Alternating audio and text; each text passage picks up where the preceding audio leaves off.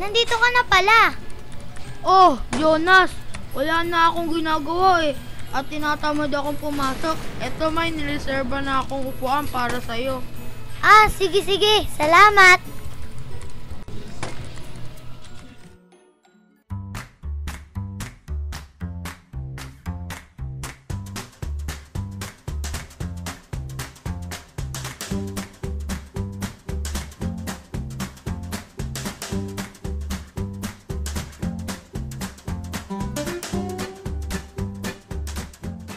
Jonas, gusto mo bang pumunta sa bahay? Doon naman tayo maglaro. May mga gadgets naman ako doon eh. Ang boring naman kasi dito eh.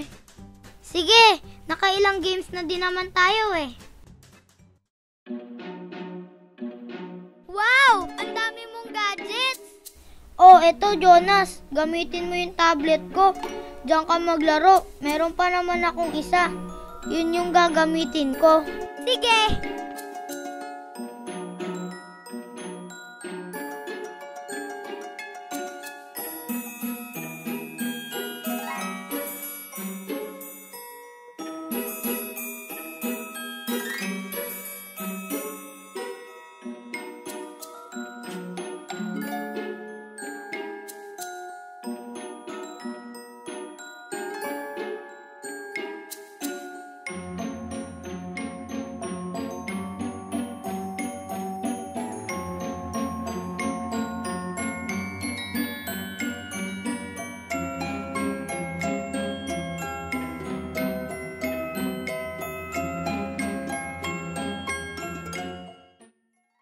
Gabi na pala.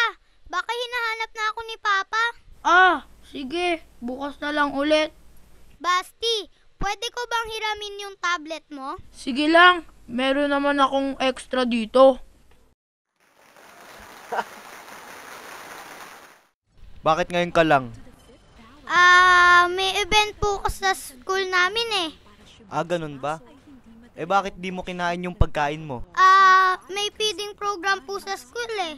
Saka alam nyo po ba, naka 100 po ako sa exam kanina. Wow! Ang galing naman ng anak ko. Saka Kasama po ata ako sa top sa room eh. Wow, ang talino naman ng anak ko. May sasabihin po pala ako sa inyo, Papa. Pwede po ba magpabili ng tablet? Yung katulad po ng kay Basti. Anak, pasensya na. Wala pa kasi akong pera eh. Saka sa makalawa pa yung susunod kong sweldo. Saka, Gusto ko nun eh, para magkaparehas kami ni Basti.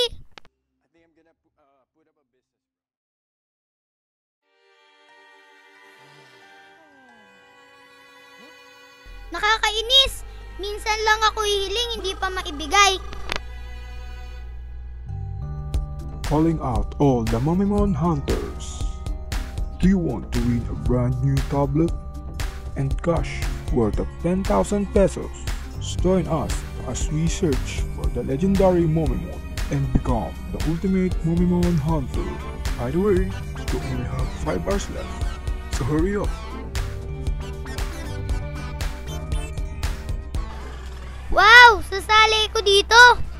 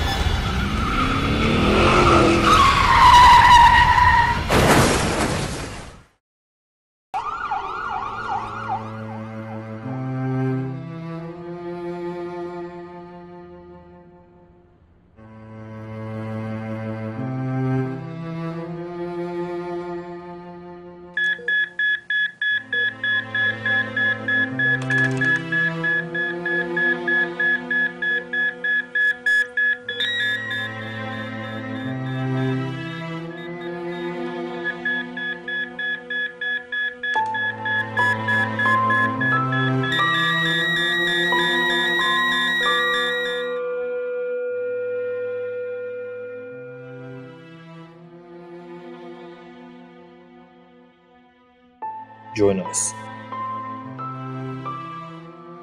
Asan ako?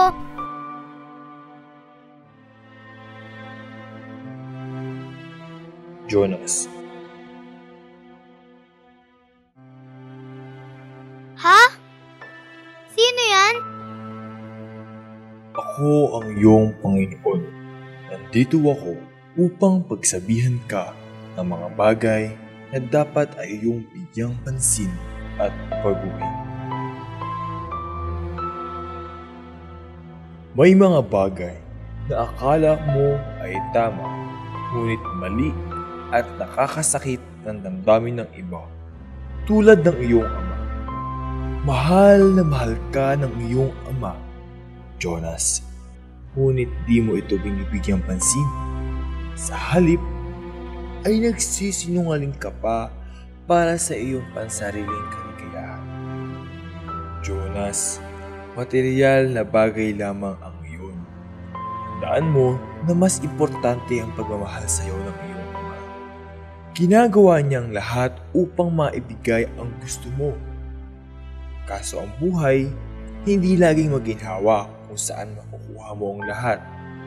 Sana ay maintindihan at maisip mo ang sitwasyon ng iyong ama. Lord, huwag niyo pa po akong kunin. Gusto ko pa pong makita ang papa ko. Lahat tayo ay may kanya-kanyang katangian. Maswerte ka pa nga.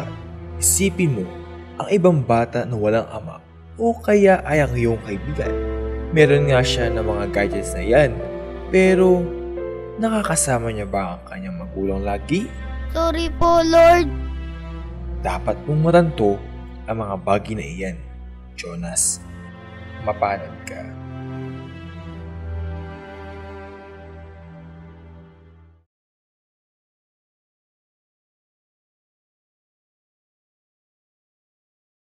Papa?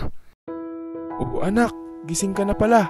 Meron pa bang masakit sa'yo? Okay na po ako. Sorry na po, Papa. Magpapakabait na po ako sa inyo, Papa. Okay lang yun anak, mahal na mahal kita.